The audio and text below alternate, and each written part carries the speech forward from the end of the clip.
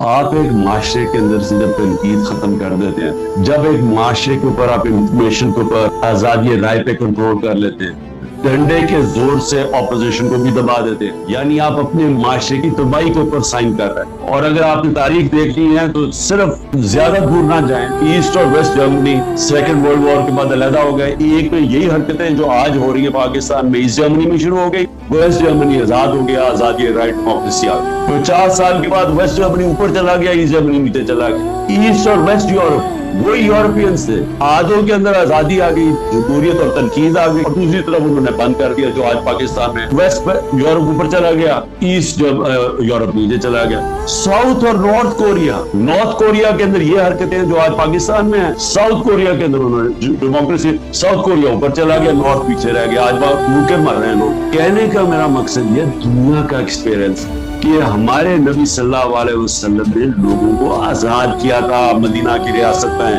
فرعون کا جب کہا جاتا ہے قرآن کے اندر تو اس نے لوگوں کو غلام بنایا تھا، انہوں نے آزاد کر کے دنیا کا سب سے عظیم سیویلائزیشن بنایا۔ مدینہ میں انہوں نے انسانوں کو آزاد کیا، انصاف دے کے اور حقوق دے کے، انہوں نے اندرونی طور پہ آزاد کیا لا الہ الا اللہ سے۔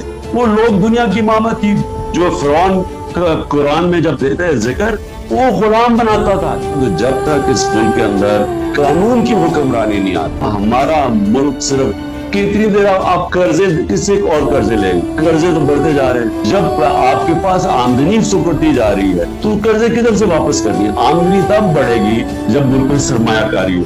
سرمایہ کاری تب ہوگی جب جو سرمایہ کار ہے اس کو ملک کے انصاف کے نظام کے اوپر اعتماد ہوگا۔ سب سے بزدل ہوتا ہے سرمایہ کار، مشکل سے اپنا پیسہ اکٹھا کر، تو وہ تو تب تک نہیں کرے گا جب تک اس کو ایک سسٹم پہ اعتماد نہیں ہوگا۔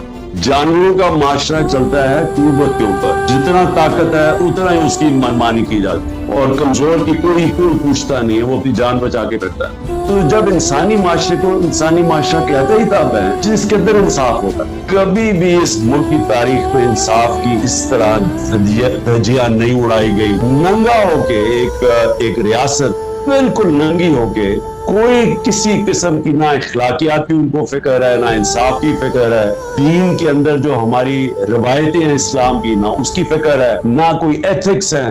صرف اور صرف ایک ون پوائنٹ ایجنڈا ہے کہ کسی نہ کسی طرح عمران خان کو راستے سے ہٹانا ہے، کیونکہ جنہوں نے اس کو ہٹایا تھا سازش کر کے، اب وہ یہ پوری ان کی کوشش کہیں واپس نہ آ جائے۔